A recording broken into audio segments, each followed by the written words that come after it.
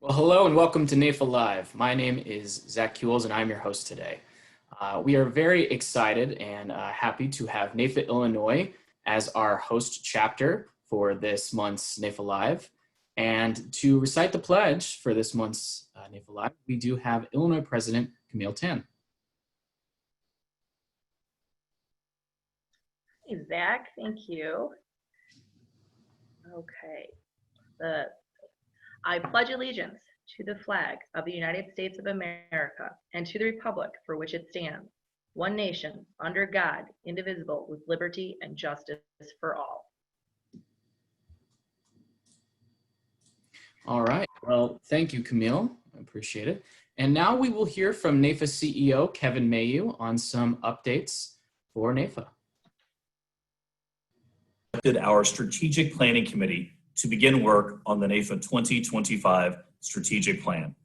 Yes, can you believe it? It's been 5 years since NAIFA 2020 was developed. And as we wrap up the incredible work that we've completed in revamping and moving NAIFA forward, it's time now to look ahead at the next 5 years.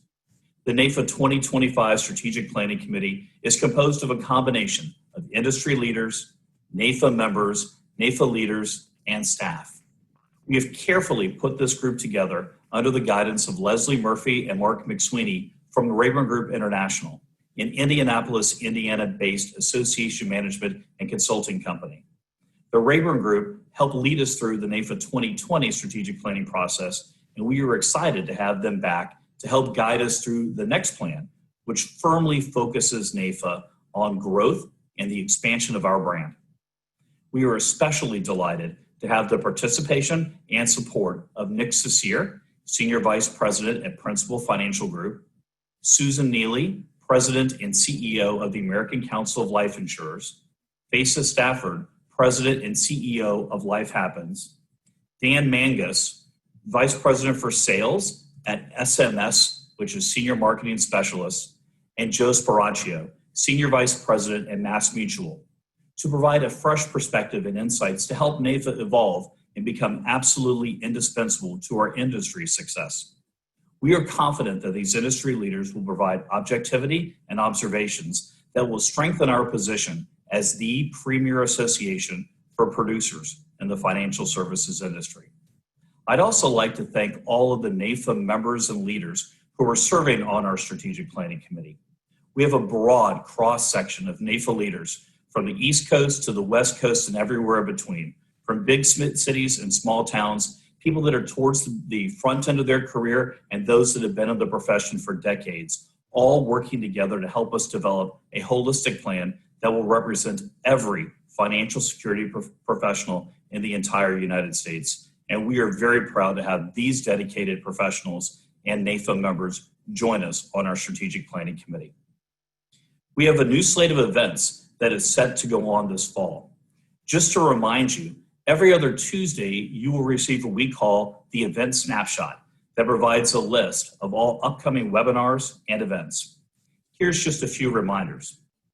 Our Advanced Practice Symposium is being held with our partners at the Society of Financial Services Professionals from our Business Performance Center. Nearly every state is offering CE credit for this course, and it will run on 3 consecutive Wednesdays, September 16th, 23rd, and 30th. Learn more and register at bpc.naifa.org/symposium.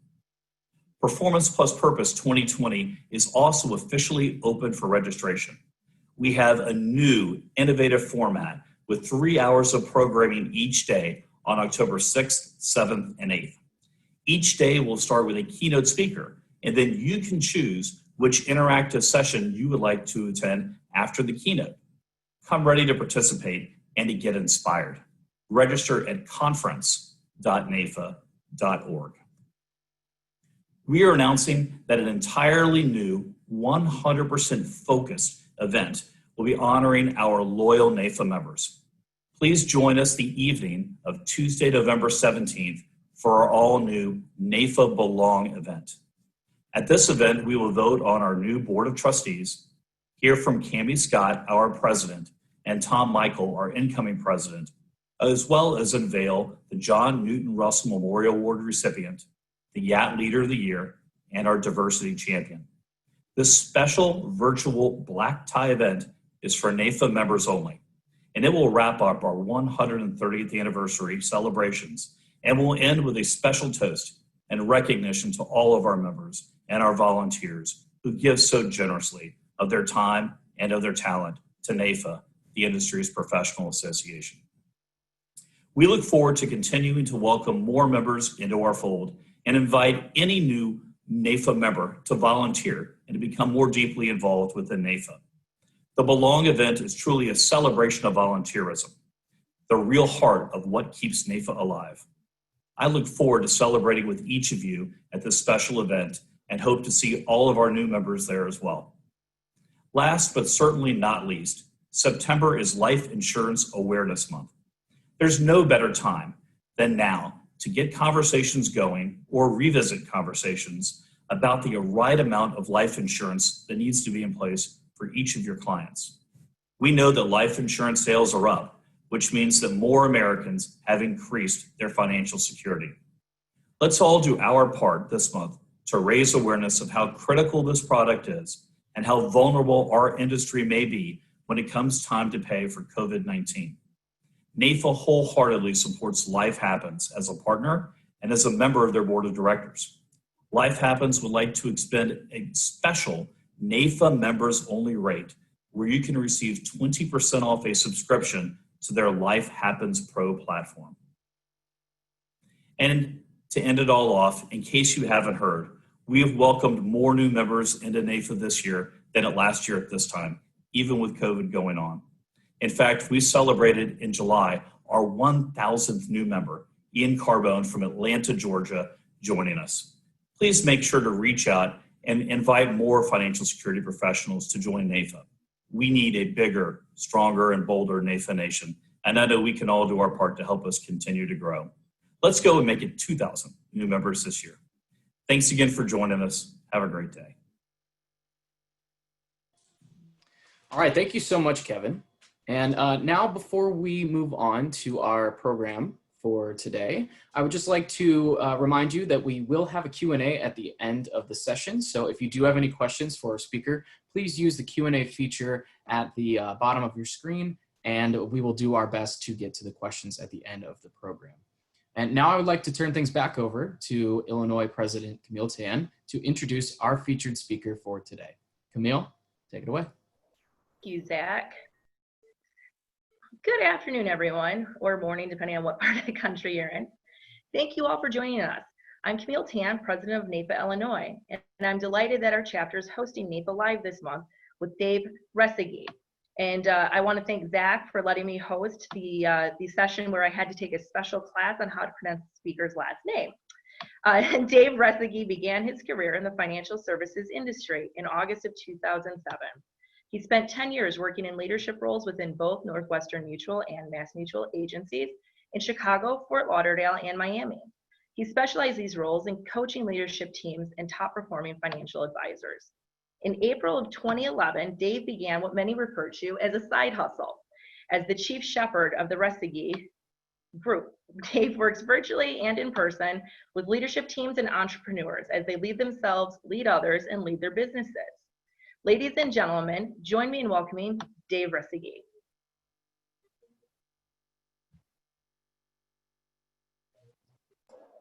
Camille, thank you so much for that introduction. You absolutely crushed my last name in a great way. So I'm so impressed, and I love it when people get my name right. So thanks for that. I also love that Ian Carbone got a shout out for being the 1,000th member. Ian is a rock star, and brother, I saw that you were on this call, so I hope that you're doing phenomenal. I also just want to give a special thank you to a few people. So everybody on the leadership team at NAIFA, and I'm not going to name any one person in particular, but for everybody on the leadership team with NAIFA, thank you so much for everything that you do to influence our industry and the favor that the government gives on everything related to the industry that we get to serve, and for putting on events like this that keep us all connected during this time. I sincerely, from the bottom of my heart, appreciate all of you. Here's what I want to do today. I want to share some ideas that really get us fired up and passionate about the remaining 3.5 months of the year. And I believe wholeheartedly that your work matters. I believe that our work matters. And I believe that our work has become increasingly more valuable today than it ever has been. So I want to share a story with y'all. First, that's just my family. So you know the people that are most important to me. That's my beautiful wife, Jennifer, my 6-year-old daughter, Charlie, 4-year-old Chazzy, 15-month-old Cameron. And I want to tell you about very, very good friends of our family. This is Chris and Christina. Chris was a Division I football player at the University of Central Florida here in Orlando. I'm in Fort Lauderdale, Florida, Miami area. And Chris was a rock star athlete at the University of Central Florida.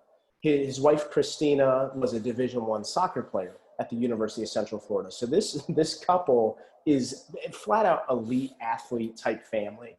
And we were always pretty close with Chris and Christina, but it intensified when the little boy in this picture came into the world. So that's little Gunner. Who you don't see in the picture is baby Jada, but she's there. She's just in Christina's belly in that picture. And now they have Aurora as well. So this little boy, Gunner, I want to tell you about this little boy. Gunner was born in February of 2014. And my 6-year-old daughter, Charlie, who you all saw pictured, she was born in March of 2014. So when they were born, they just became exceptional friends. I mean, they would go to the little My Gym together. They would finger paint on our back patio. I mean, they would just invest so much time together. Chris and I became really good friends. I mean, we ran our first full marathon together a couple years back. But I really want to tell you about this little boy. And I'm going to show a video. It's going to be about 45 seconds. And I can promise you at some point while you're watching this video, you're wondering, hey, Dave, why in the world are you showing us a video of 2 little kids laughing? The video I'm about to show you is a video of Gunner sitting at our old house with my daughter, Charlie, at the little table in the little like breakfast nook area of our kitchen. And Jennifer had called me one day and she said, hey, Chris and Christina were wondering if we could babysit Gunner, but it's going to be a really long day. It's going to be like a 16, 18-hour day that he's going to be over at our house.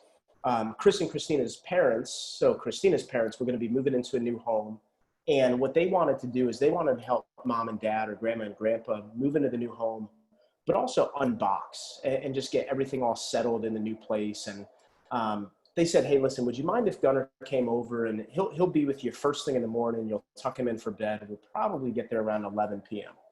So Jennifer just shot me a message and she said, hey, would you be cool if Gunner comes over tomorrow? And I said, well, on one condition, if he doesn't bite her or hurt Charlie, I'm fine with it. And the reason I said that is they would go to church nursery together and he has bit her and he has totally pushed her and hurt her. So I was being serious, but we knew he'd be well behaved. He comes over and about midway through the day, Jennifer sends me this video. And it's just Gunner and Charlie interacting with one another. And as you watch this video and they're making each other laugh, I just want you thinking of one thing. I want you thinking of joy. For those of us that have children, think about the joy that our children give to us. If you have grandchildren, think about your grandchildren. If you have godchildren, think about your godchildren. If nephews and nieces, I mean, any child in your life that brings you joy just because of the innocence that children bring in our lives. Think about them, okay? So as you watch this video, just enjoy it.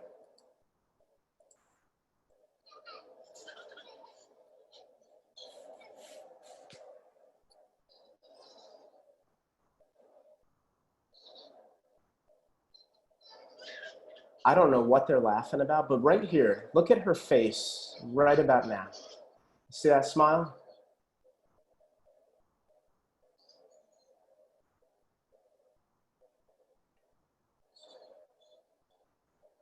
They're just having a ton of fun.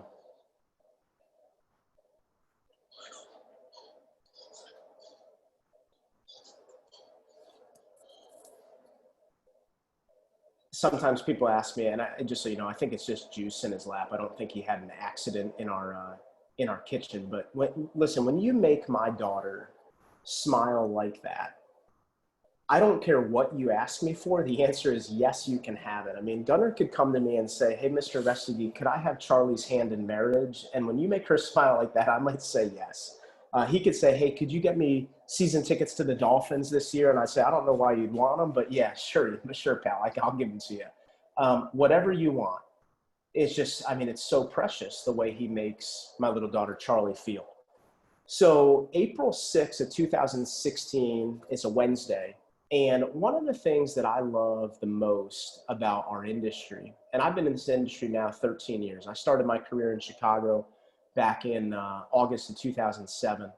And one of the things that I love the most about our career is we get to be in control of our lives. We get to be in control of our calendars. So for the first 10 years of my career, and I'm only 35, so I'm still really young in this industry, I worked half days. I worked pretty much from 6:30 a.m. to 6:30 p.m. But every single day as a family, we decided that we were going to have dinner together as the Restige family. And April 6, 2016 is no different. My hand would hit the doorknob to go in our front door right around 6:28 p.m. every day. And we'd sit down at the dinner table. And a rule at our dinner table still to this day is, all right, no emails, no text messages, no social media. We don't take phone calls. I mean, we do our best because it's important to our family. We do our best to be fully present and fully engaged and fully intentional with each other and hearing about the day and just loving on each other. And this evening was the same exact thing. Well, about 2-3 minutes into dinner, Jennifer's phone was on the table, which that's okay with us, but her phone's on the table and her phone started ringing. And she looks at her phone and it's my mother-in-law. It's Jennifer's mom. And my mother-in-law, Carol, doesn't usually call us around dinner time. So, you know, we weren't having a real special dinner. It was just a normal dinner. So Jennifer looked at it. She saw that it was her mom. And she said, well, hey, babe, do you mind if it's my mom. She usually doesn't call right now. Do you mind if I grab it? And I said, no, that's totally fine. So she answered the phone and said, hey, Mom, what's going on? And my mother-in-law, I wish y'all could know her. She's the sweetest lady in the world. She's talking like 100 miles an hour. And she said, hey, do you guys have any idea what's going on over the Martin's house? There's a fire truck. There's an ambulance. It's caution taped off. Do you guys have any idea? Have you heard anything? And we said, hold on. Slow down for a second. What are you talking about? Say it again. What are you talking about? She said, I think something happened to the baby. There's a fire truck over at their house. There's an ambulance. The house is all caution taped off. And I think something happened to the baby. Well, Jada, the baby who was in the picture, but you just couldn't see her, right? She was born a month prior to this happening. And we said, well, hey, listen, we don't know, but we'll try to find out and we'll see if anything happened to Jada. And my mother-in-law said, oh my gosh, I'm so sorry. I forgot that they had the baby. No. I think something happened to Gunnar. And we said, well, hold on. Like we don't know. We'll do our best to find out. And if there's one friend in our group of peers that is going to know what's going on with any of our other friends, it's my best friend, Josh. Josh is my college roommate for 2 years. He's the pastor at the church that we go to. I met Jennifer at Josh's wedding. Okay. I owe my life to this guy, Josh. But Josh is a youth pastor at our church. And this is a Wednesday evening that we're getting this phone call. So I said to my mother-in-law, I said, listen, I'll send Josh a text message, but just know, I mean, he's got about 100 kids over at the church. They're playing games. They're doing all this stuff. I'm probably not going to hear anything back until 11:30 midnight. And that's even if he has the energy to message me back. But we'll try to find out and we'll let you know as soon as we know anything. Maybe walk down by their house and see if you can see anything and let us know if you hear anything. And, you know, Chris and Christina lived about 6 houses down from my mother-in-law. So I took my phone out and I sent a text message. I said, hey, what happened to Gunnar?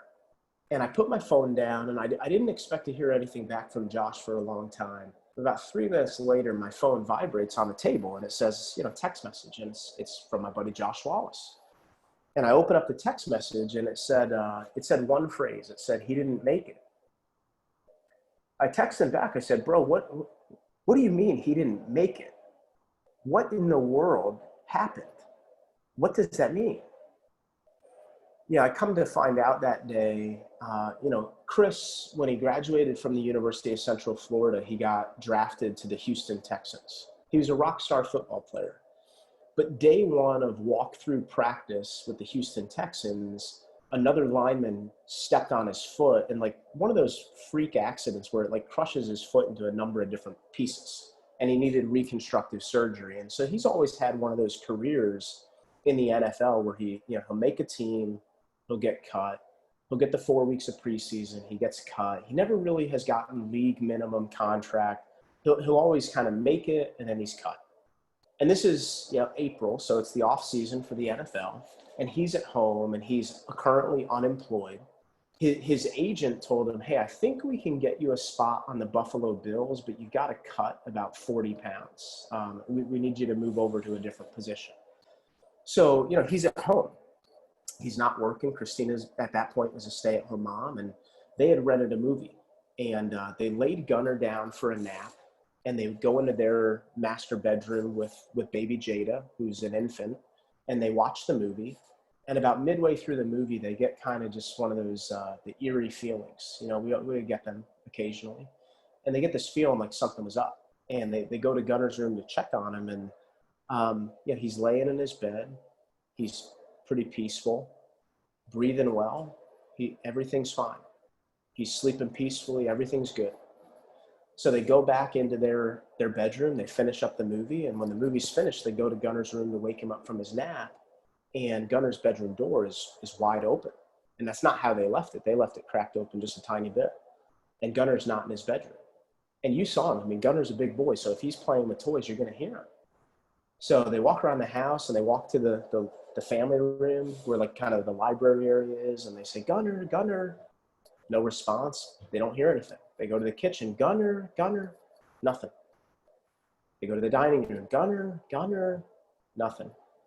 Finally, they get to the living room, and their living room's kind of one of those den type feel of a living room. There's a step down into the couch area, and they walk down, and he's not in the living room, but the living room is adjacent. It's attached to the back wall of the house, and it has a sliding glass door. And the sliding glass door is really heavy, but that sliding glass door is open. And there's a screen door, and the screen door is open. And my buddy Chris, he's 6'4", he's about 325 pounds. He walks out on his back patio, and I live in South Florida. And, most homes in South Florida have in-ground pools. So my buddy Chris walks on his patio, and he sees Gunnar at the bottom of the pool. And what do you do in that moment? They didn't know, had Gunnar been there for 30 seconds? Had he been there for 30 minutes? Had he been there for a minute and a half? They have no clue. But in that moment, hey, Christina, call 911. Chris jumps in the pool. He pulls Gunnar out. He lays him on the tile, back patio. Christina's calling the hospital, calling 911. Chris starts performing CPR, mouth to mouth, pumping his chest. Nothing, he can't resuscitate him. He can't get him to cough anything up. Now, thank God that the hospital is literally right across the major highway. So it took the paramedics what probably felt like a half hour, but it was like 90 seconds later, they were there. And they start performing CPR. They're pumping Gunnar's chest. They put him in the ambulance. They rush him into the hospital across the street. And he didn't make it that day. This little boy drowned and loses his life. And these are some of my best friends. And everybody, I've been in this industry since August of 2007. I've been licensed to do insurance planning for clients since then. And prior to this point, I had never called them. I never called Chris and Christina and invited them to share with them the planning that we do and the work that we do to provide financial security for people that we love and care about. If God forbid something would have happened to my children yesterday, and if ever you kill people, please kill them yesterday, because nothing bad can happen yesterday. Yesterday's over.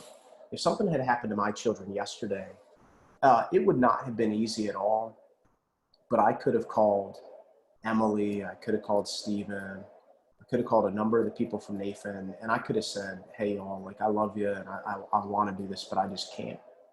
I can't do this presentation tomorrow. Here's what happened. I probably wouldn't go back to work for a really long period of time. And the life insurance policies that I have on each of my 3 kids would afford me the luxury of taking that time off to grieve. taking that time off to help my family grieve. It would provide me the ability to cover the cost of the funeral, provide me the ability to, set up some type of legacy to honor my children and honor their name. But I never did that for Chris and Christina. So for all intents and purposes, my good buddy Chris, who currently is unemployed, and his agent's telling him, hey, we think you can get a shot at the Bills, but you got to lose about 40 pounds, maybe even a little bit more than that.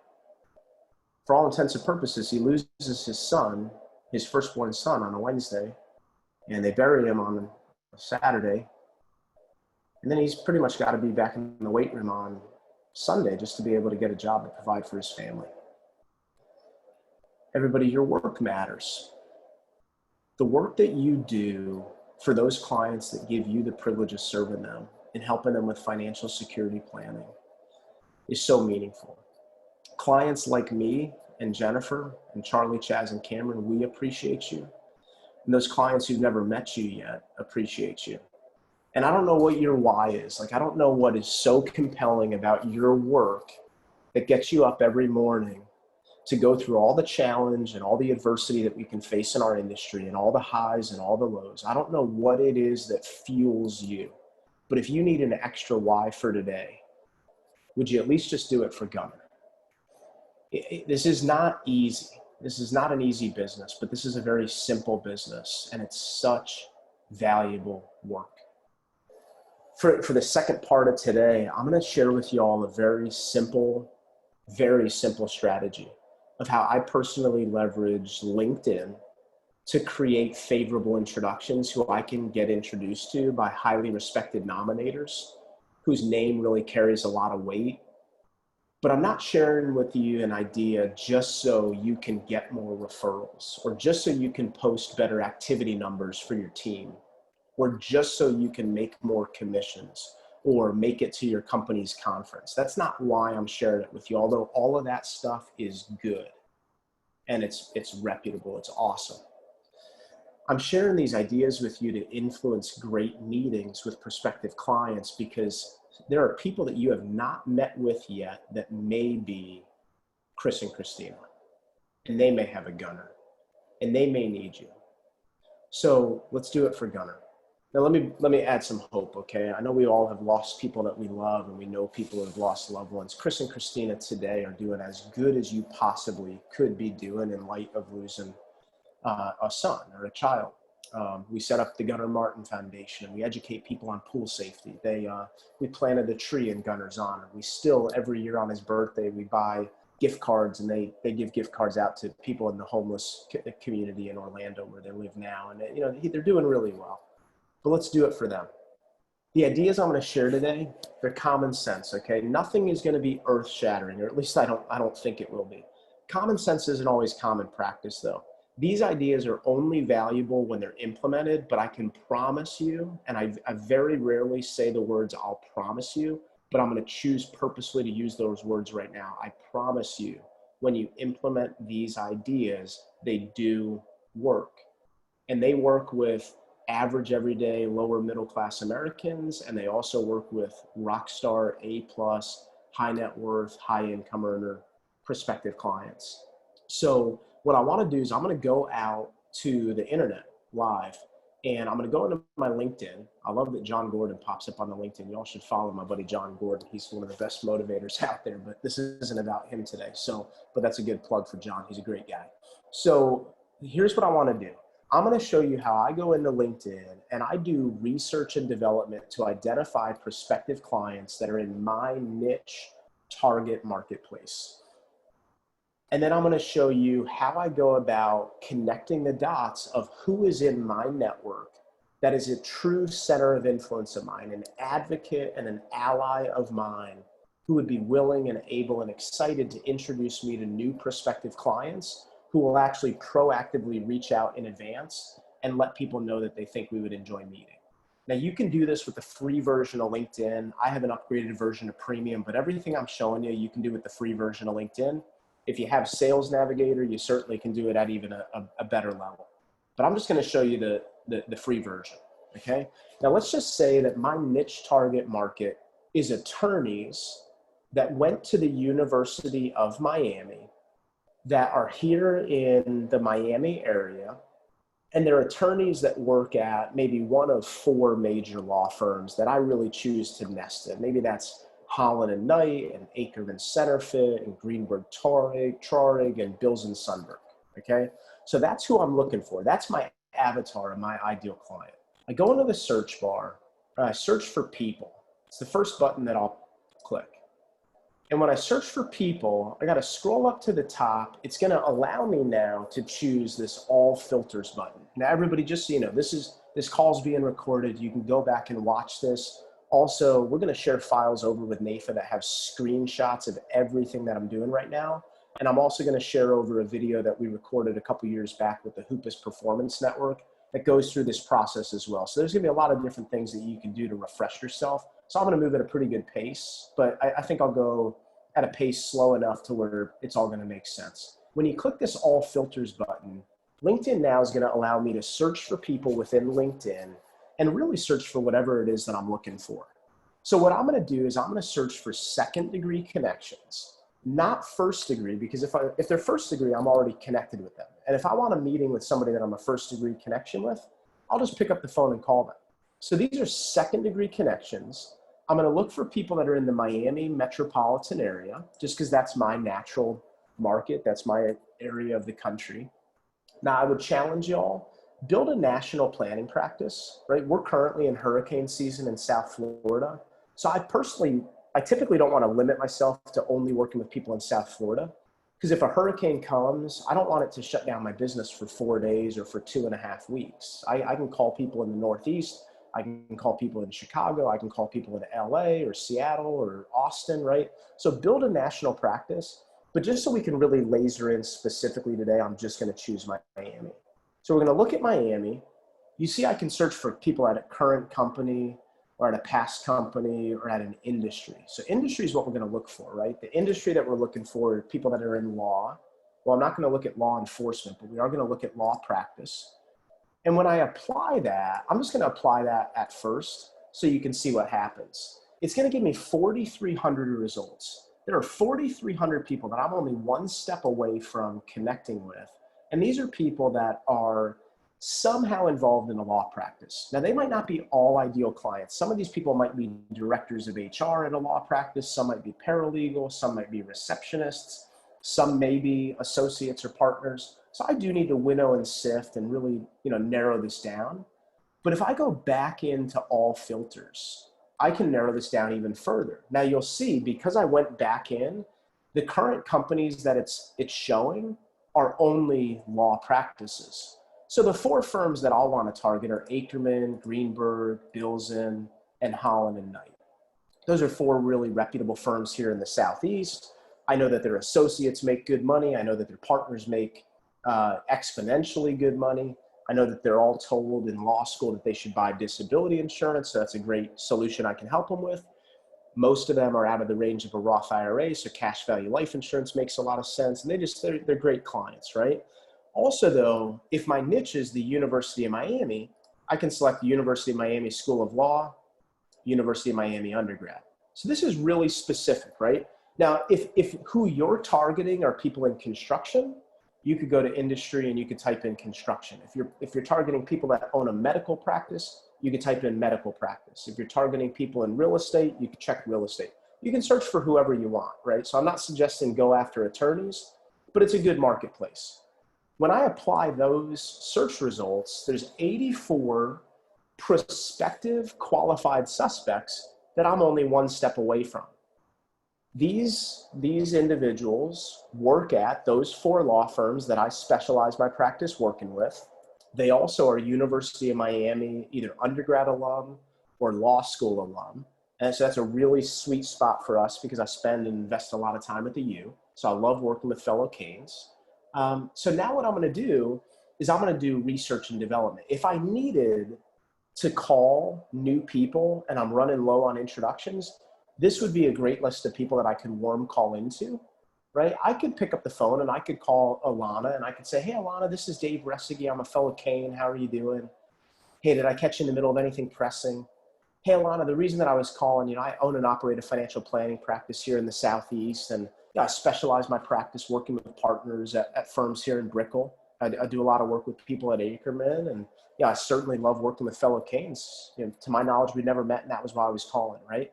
I could probably build a level of effectiveness where I could warm call into these individuals. But the one thing better than a warm call is a qualified suspect. So what I'm going to do is I'm going to look at the 12 people that I'm connected with that are connected to Alana. I'm not clicking into her profile because frankly, I don't really need to do much more research about her at this point. I know she went to the U. I know she's a partner at a law firm. I know she works at one of the 4 firms that I love working with. So I want to find out who am I connected with that potentially could create an introduction.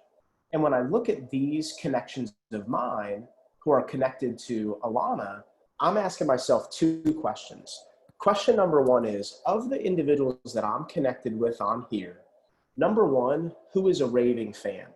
Are any of these individuals raving fans of mine? Are they true advocates and allies of mine?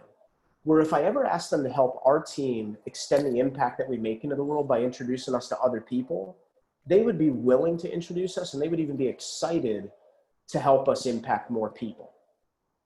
And if that answer is yes, I ask myself a second question. The second question is, if they're a raving fan, are they a highly respected nominator?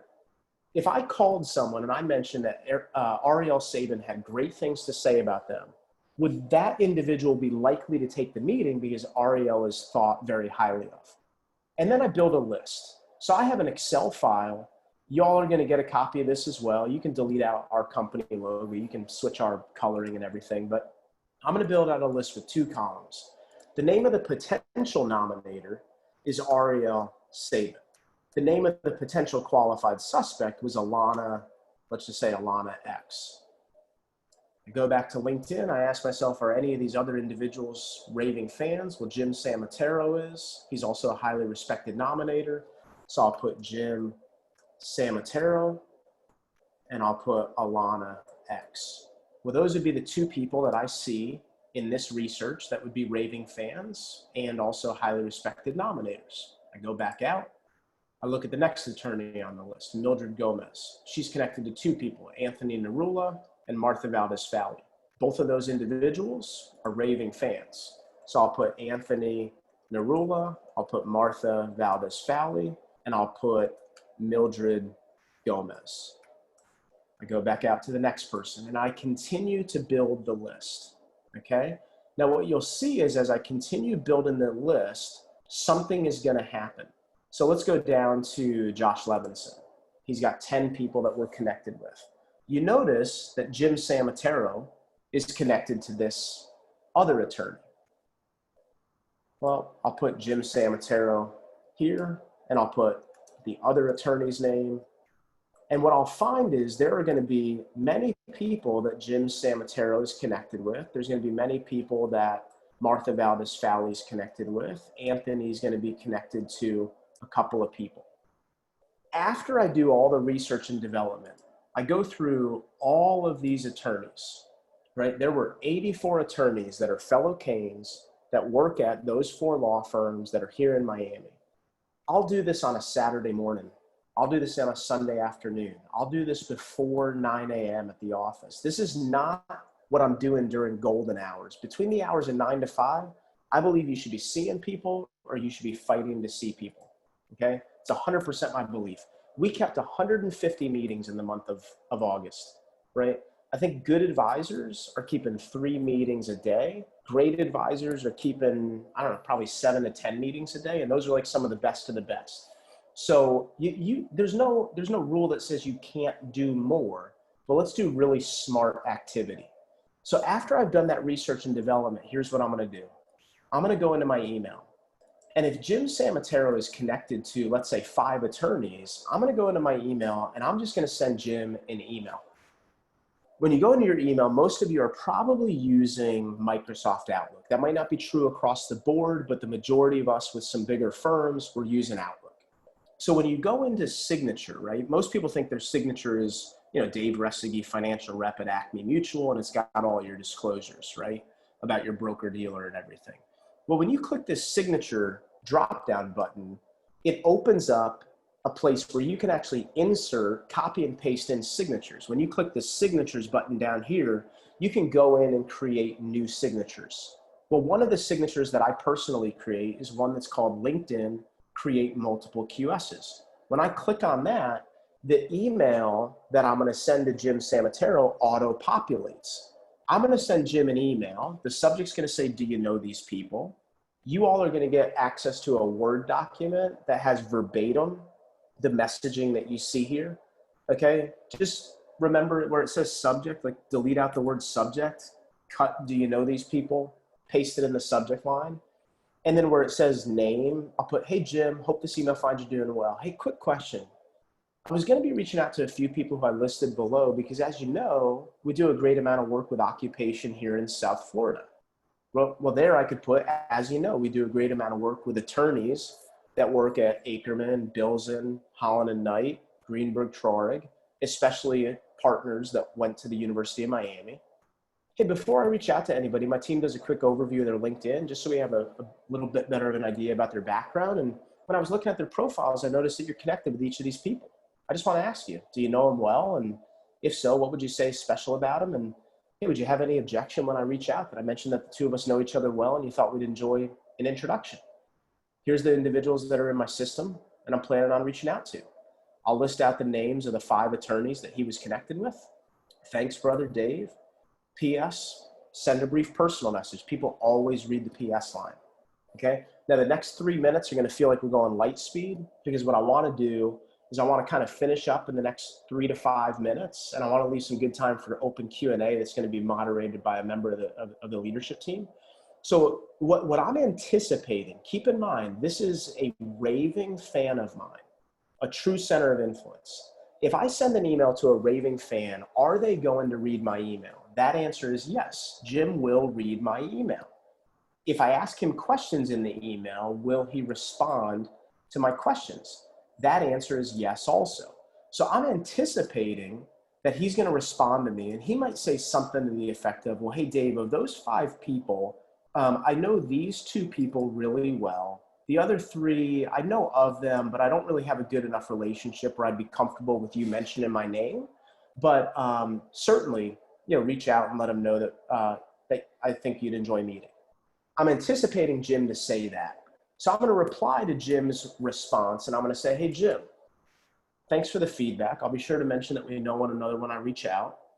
Hey, I'm sure you can imagine people are typically more receptive to my phone call when they hear in advance from you that the 2 of us, in fact, do know each other well and that you think we'd enjoy meeting. Hey, any chance you'd mind copying a note below and shooting it to them via email? And hey, feel free to scratch this and say something different or, adjust the wording of this in any way that you feel appropriate. The one thing better than a qualified suspect is a qualified suspect who is teed up by a highly respected nominator whose name carries significant weight.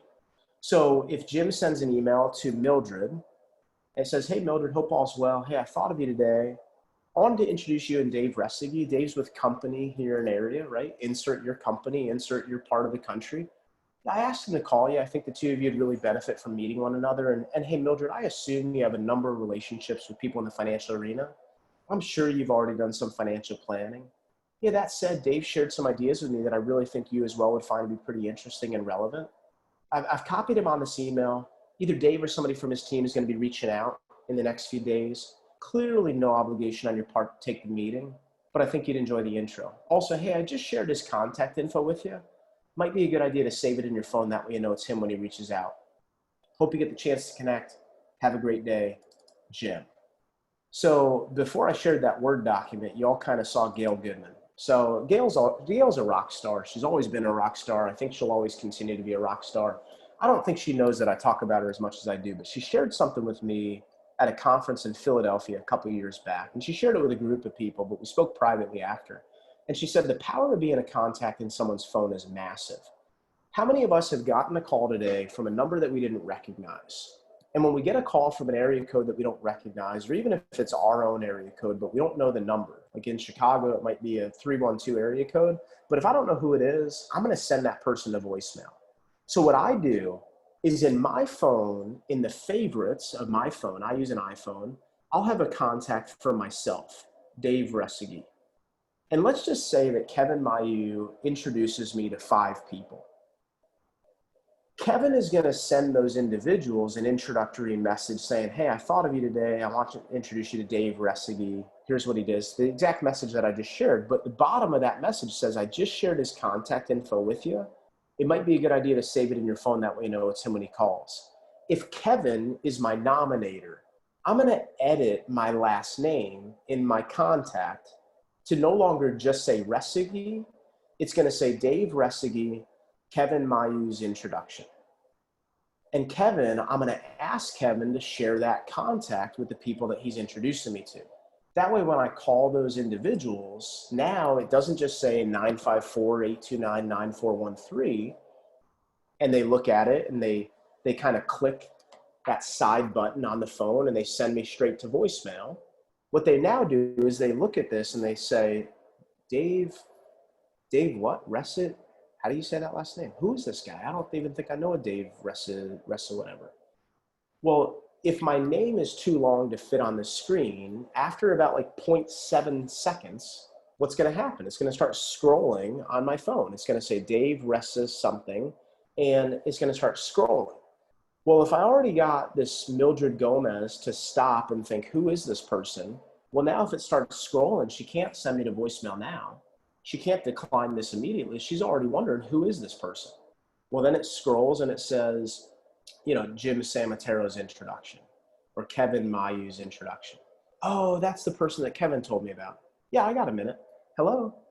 Hi, is this Mildred? Yeah, it is. Who's this? Oh, hey, Mildred, this is Dave Resigi. I'm a friend of Kevin Mayhew. How are you? Oh, Resigi, that's how you say the guy's last name, right? We've got to put ourselves in a position where we can influence more people to answer their phone, or for that matter, even just respond to a text message. The hardest part about our business nowadays is not getting people to agree to meet with us. It's not getting them to take action on our recommendations.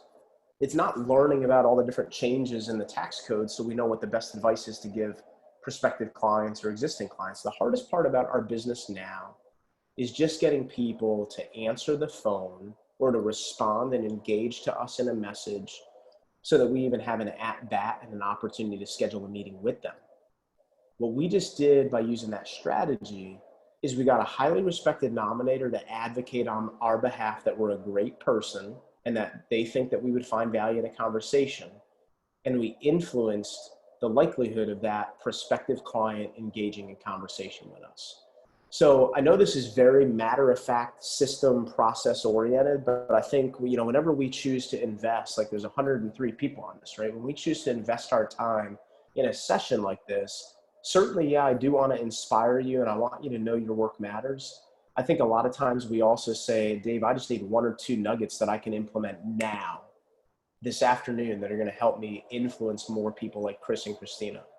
So my hope is you can implement this today and help generate some more meaningful activity on your calendar so that, not for you, but so that you can serve more people.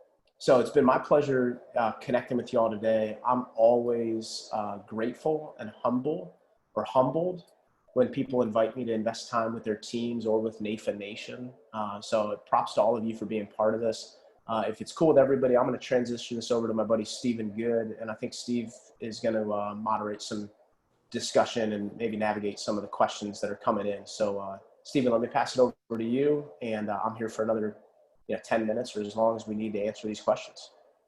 Awesome, Dave. Well, I appreciate the time, man. It's the second or third time that I've had the opportunity to hear this, and I'm still walking away with a couple of pages worth of notes. So always great to hear this.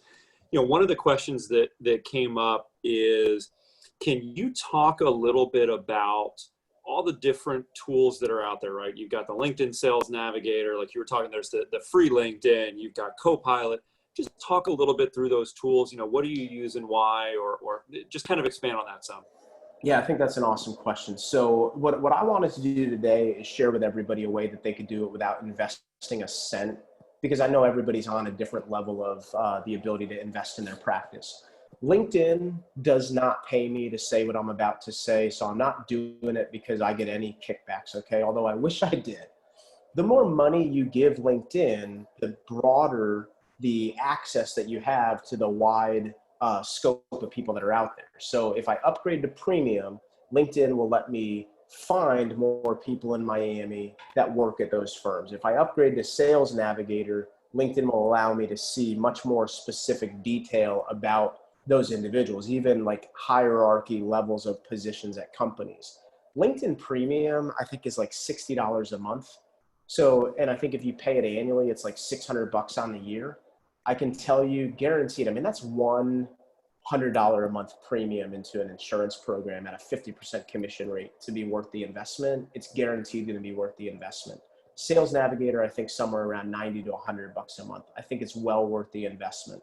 For leaders that are looking to attract great talent and prospective advisors to join their firm, or for advisors. So for me, Copilot Advisor is a phenomenal way to really cast the net wide and do like mass marketing to prospective clients that are truly in your niche marketplace, but you're not trying to solicit a nominator to introduce you. So when you're reaching out more from a cold perspective, but you're engaging them about the fears that they have or the frustrations and challenges that they have, it's a great tool that a lot of advisors are using successfully. I err more on the side of let's create great quality introductions from nominators until you've really perfected, and you oftentimes need to work with a great marketing coach, until you've perfected the art of using mass media, click funnels and things like that. I would do both, but I'd really laser in towards more just getting referrals and doing email campaigns like the one that I showed today. So I'm going to hope that sheds some light on that. Yep.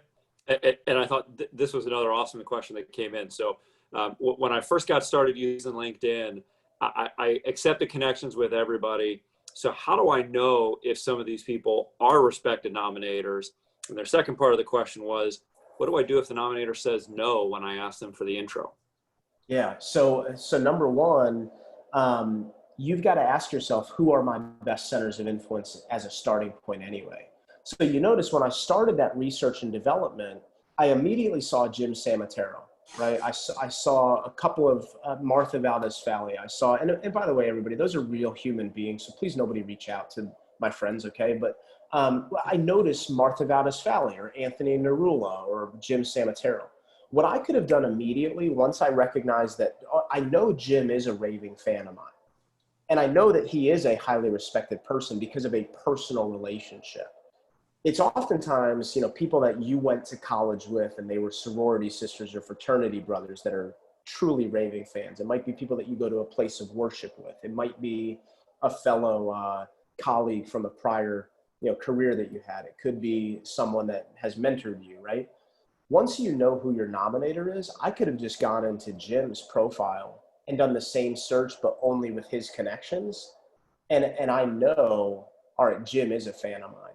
So you've got to think, all right, if I identified a list of 10 people that if I called them today, guaranteed they'll take my call, guaranteed they'll schedule an appointment with me, and I truly believe that they would be willing to introduce me to people, that's the best starting point. You never know until you ask. Right? So do all of my centers of influence refer me to prospective clients?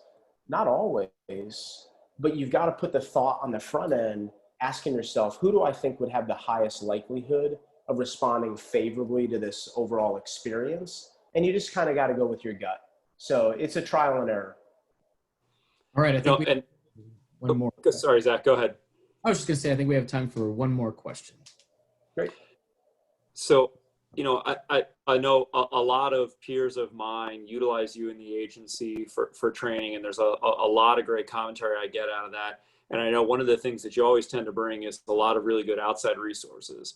And one question that I would love to ask you, man, is what's one of the best books that you've read this year that left a good impact on you?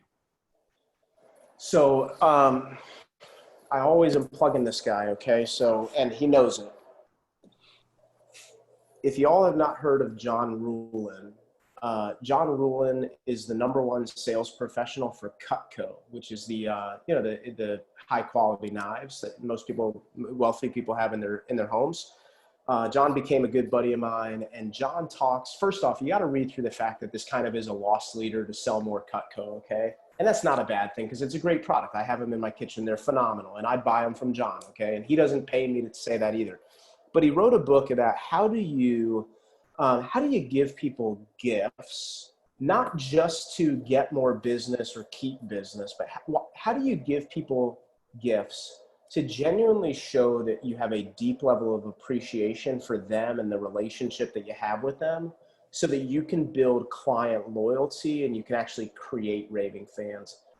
This is by far, I mean, there is not, The Game of Numbers by Nick Murray is probably the best book I've ever read related to our business. Building a Financial Services Clientele by Al Granum is like a 1B, right? But maybe even a 1A.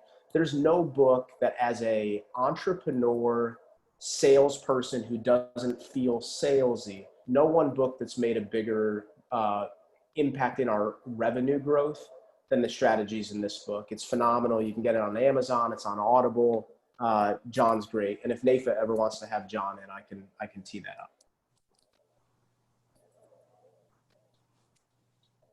All right. Well, thank you so much, Dave. I really appreciate you coming on and sharing your expertise and your time with everyone. And for everyone on the call today, thank you so much for attending today's NAIFA Live. Once again, thank you to NAIFA Illinois for hosting as well. And thank you, Stephen, for fielding those Q&A. Just as a reminder, wanted to remind you all that P+P registration is open on conference.naifa.org. And NAIFA Live November will be hosted by NAIFA Missouri featuring Delvin Joyce. Thank you so much, and I hope you all have a great rest of your day.